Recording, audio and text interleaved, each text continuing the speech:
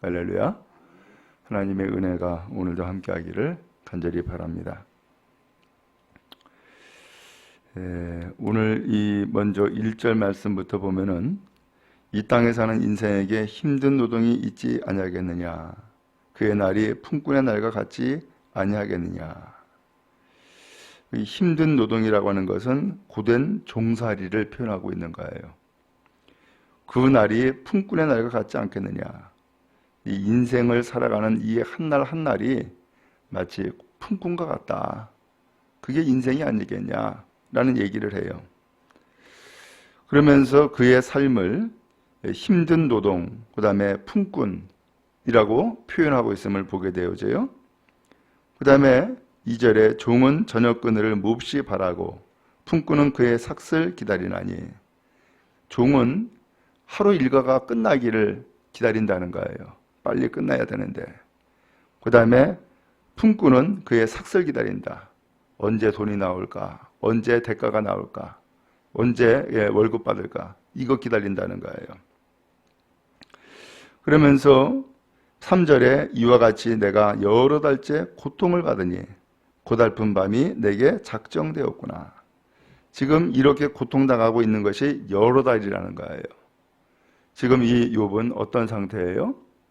머리끝부터 발끝까지 온몸에 가말로 종기가 나고, 그리고 기와장으로 몸을 긁고, 그러면서 너무나 괴로워가지고서 지금 잠을 자지 못하고 있는 거예요. 그런 것이 여러 달이라는 거예요. 그러면서 4절에 내가 누울 때면 말하기를 언제나 일어날까, 언제나 밤이 갈까 하며 새벽까지 이리 뒤척 저리 뒤척 하는구나. 잠을 못 자는 거예요. 잠이 오지 않는 거예요. 그러면서 그의 몸의 괴로움 때문이도 하지만은 그의 인생을 돌아보니까 너무나 비참한 거예요. 그러면서 이리 뒤척 저리 뒤척, 언제나 내가 좀 잠을 잘 수 있을까? 언제나 새벽을 만날 수 있을까? 언제나 일어날까? 그러면서 잠을 자지 못하고 있음을 보게 되어져요. 또 5절에 내 살에는 구더기와 흙덩이가 의복처럼 입혀졌고 내 피부는 굳어졌다가 터지는구나. 그의 살이 그야말로 굳어졌다가 터지고, 이게 반복되어지고, 그 다음에 구더기와 흙덩이가 마치 옷을 입은 것처럼 그렇게 몸에 있다는 거예요. 참 기가 막힌 일이 오늘 이 욥의 몸에, 또한 욥의 삶에 있음을 보게 되어져요. 그러면서 그가 이런 얘기를 해요. 7절에 내 생명이 한낮 바람 같음을 생각하옵소서. 나의 눈이 다시는 행복을 보지 못하리이다. 그의 생명이 바람 같대요. 다시는 그에게 행복을 보지 못하게 될 거라는 거예요. 그러면서 8절에 나를 본 자의 눈이 다시는 나를 보지 못할 것이고 주의 눈이 나를 향하실지라도 내가 잊지 아니하리이다. 다시는 나를 본 사람이 못 볼 거라는 거예요. 주님이 나를 찾아도, 주님의 눈이 나를 향한다 할지라도 나는 없을 거라는 거예요. 그러면 이게 무슨 소리예요? 아마 이 욥은 깊은 절망에 빠져서 그는 이미 죽을 거다, 이렇게 생각을 하고 있는 거예요. 자, 그러면 이렇게 그의 인생의 허망함을 토로하고 헛됨을 이야기를 하고 있고요. 그리고 더 나가서 이제는 그의 인생이 소망이 없다. 그리고 나를 찾아도 없을 거다 라고 하는 이야기를 통해서 그는 이렇게 해서 죽음으로 끝날 것이라고 생각을 하고 있는 거예요. 아니, 욥이 이런 사람이 아니었는데 어떻게 이렇게 됐을까? 1장에 나오기를 욥은 자식들 그야말로 생일을 맞이하면은 생일 잔치가 끝나고 난 다음에 그 숫자대로 번제를 드렸다 그랬잖아요. 하나님 앞에 혹시나 죄를 지을까?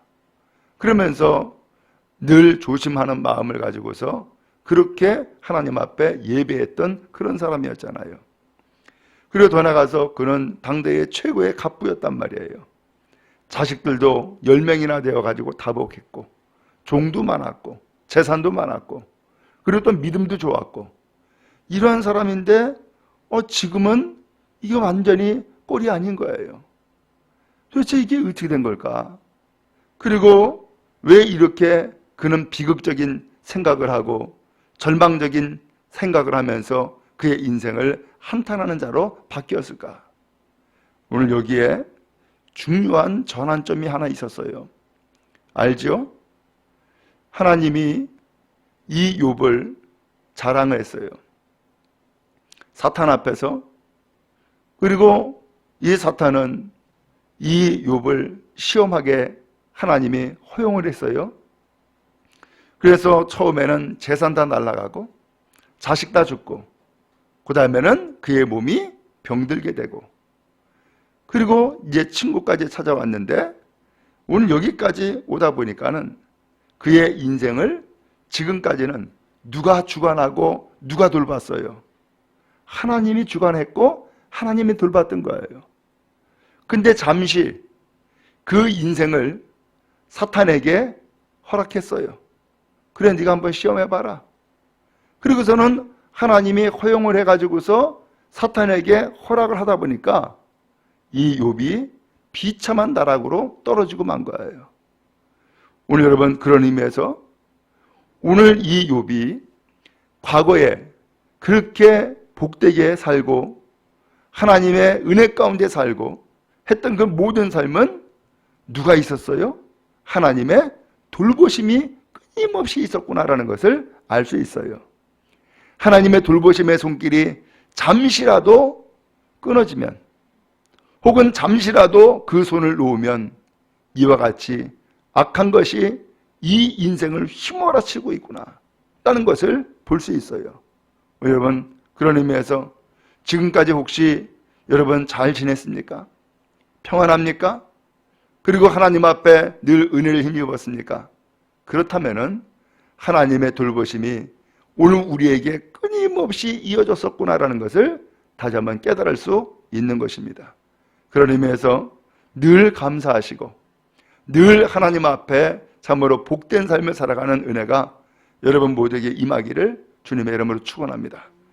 자, 그 다음에 이제 하나님 앞에 이런 얘기를 해요. 11절에 그런즉 내가 내 입을 금하지 아니하고 내 영혼의 아픔 때문에 말하며 내 마음의 괴로움 때문에 불평하리이다. 이 욥이 하나님 앞에 하는 얘기예요. 나 좀 불평 좀 하겠습니다 하면서 불평을 하는 거예요. 나는 이제 더 이상 내 입을 금하지 않겠다. 나는 이제는 말 좀 해야겠다는 거예요. 난 좀 할 말 좀 해야겠다는 거예요. 왜 그러느냐? 내 영혼이 아프다는 거예요. 내 마음이 괴롭다는 거예요. 그래서 나 하나님, 나 좀 불평 좀 들어놓겠습니다 하면서 불평을 하겠다는 거예요. 그러면서 그 12절에 내가 바다니까 바다 괴물이니까 주께서 어찌하여 나를 지키시나이까. 오늘 이 욥은 자기의 인생을 바다 괴물이냐고 하나님 앞에 묻고 있어요.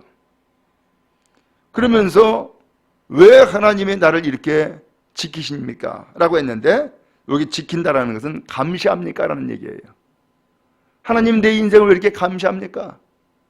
이 욥은 그의 인생을 하나님이 지금 감시하고 있다고 생각하는 거예요. 또 그렇게 느끼고 있는 거예요. 여러분, 극심한 어려움을 처하게 되면은 우리도 그런 생각하잖아요. 왜 하나님이 나에게 이렇게 고통을 주나? 왜 하나님이 나에게 환난을 주나? 왜 하나님이 나에게 근심을 끊어지지 않게 하느냐? 하면서 하나님과의 관계에 대해서 의문점을 표시한다고요. 도대체 하나님이 나를 왜 이렇게 괴롭히는 거야? 나를 이렇게 힘들게 하는 거야? 하면서 하나님에 대한 이야기를 하게 된단 말이에요. 지금 욥이 그런 거예요. 그러면서 13절에 혹시 내가 말하기를 내 잠자리가 나를 위로하고 내 침상이 내 수심을 풀리라 할 때에 내가 좀 잠 좀 자면 좀 나아지겠지? 라는 얘기예요. 내가 좀 잠자고 일어나면은 내 근심이 좀 사라지겠지? 그러면서 잠을 자려고 하는 거예요. 여러분, 우리가 어떤 절망에 빠지거나 어떤 깊은 슬픔에 빠지면은 뭐 하고 싶어요? 잊어버리고 싶잖아요. 그러면 잊어버리는 좋은 길이 뭐예요? 잠자면 잊어버린다 생각하는 거예요. 나 좀 잠 좀 자야겠다. 잠자면 좀 잊어버려야겠지. 잠자는 시간 동안에는 그래도 사라지겠지. 근심 걱정이 없겠지. 하고서는 잠을 자려고 하는 거예요. 그런데 잠을 못 자게 한다는 거예요. 14절에 주께서 꿈으로 나를 놀라게 하시고 환상으로 나를 두렵게 하시나이다. 꿈에서도 하나님이 나타나서 나를 놀랍게 하고 놀래키고 환상으로 또 두려움을 주더라는 거예요. 그러면서 15절에 이러므로 내 마음이 뼈를 깎는 고통을 겪느니 차라리 숨이 막히는 것과 죽는 것을 택하리이다. 차라리 내가 주가 되겠다. 죽는 게 낫겠다. 내가 좀 숨 막혀서 못 살겠다. 그런 이야기를 지금 이 욥이 하고 있는 거예요. 또 16절에 내가 생명을 싫어하고 영원히 살기를 원하지 아니하오니 나를 놓으소서. 내 날은 헛것이니이다. 나는 이제 사는 게 싫습니다. 나는 영원히 살도 원치 않습니다. 하나님 이제 나를 좀 놔주세요. 나는 내 날이 헛것입니다. 내 인생이 헛됩니다. 나 이제 놔주세요.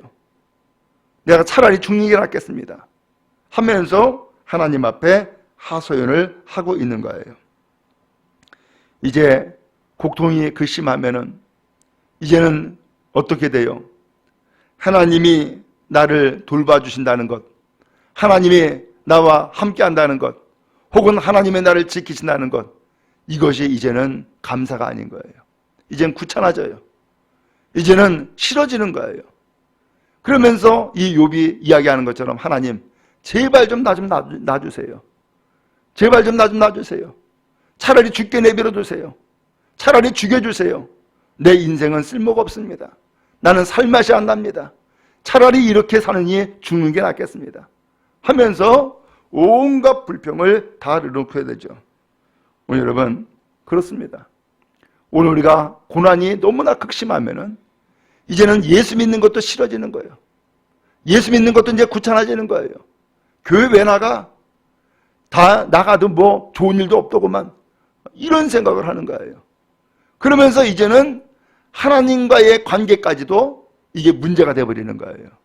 여러분 우리가 그렇잖아요.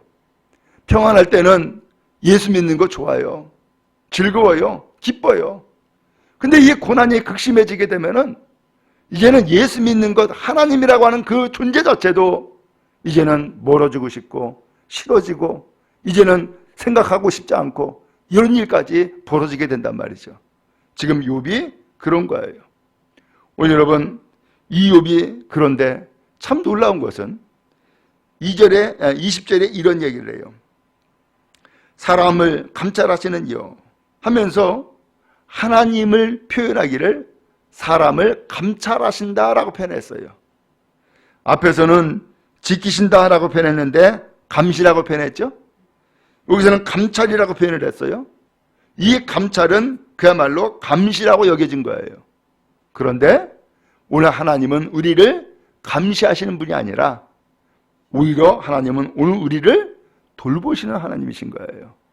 그러므로 오늘 여러분 왜 이런 표현을 하고 있는 거예요? 너무나 힘드니까, 너무나 고통스러우니까 이렇게 표현하고 있는 거예요.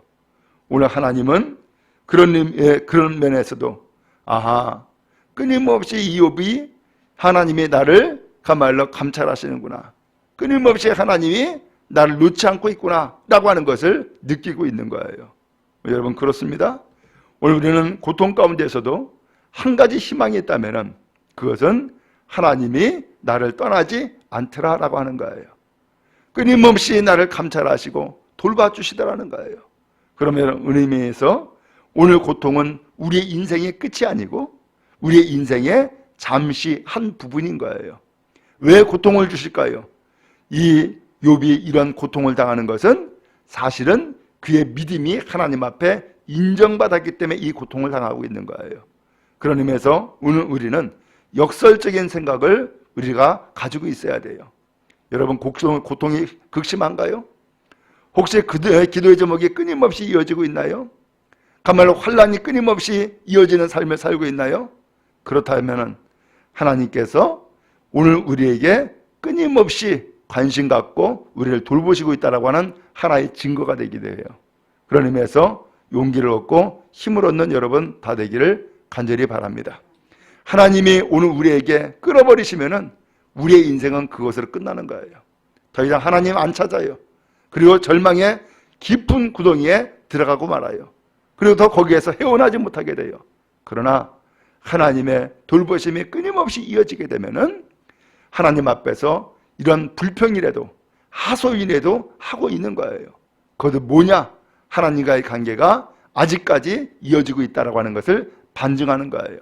그런 의미에서 여러분, 오늘 우리가 혹시나 원망하거나 불평한 일이 있습니까? 하나님께 하세요. 하나님께서 하시면, 하나님께 하면은 하나님의 그것을 원망 불평으로 듣는 것이 아니라 얼마나 괴로우면 저럴까 하고서 하나님이 받으시는 거예요. 그리고 오히려 하나님께서 오늘 그 모든 일들을 끝내시고 다시금 변화시키며 위로해 주실 줄로 믿습니다. 그런 의미에서 하나님은 오늘 우리를 떠나지 않아요. 우리가 어떤 환난과 근심 가운데 있다 할지라도, 어떠한 역경과 고난 가운데 있다 할지라도 그것은 하나님이 함께 하신다라고 하는 하나의 증거예요. 그런 의미에서 힘을 얻으시고 용기를 내시고 또한 믿음과 소망을 잃지 않고 간직하는 복된 성도 다 되기를 주님의 이름으로 축원합니다.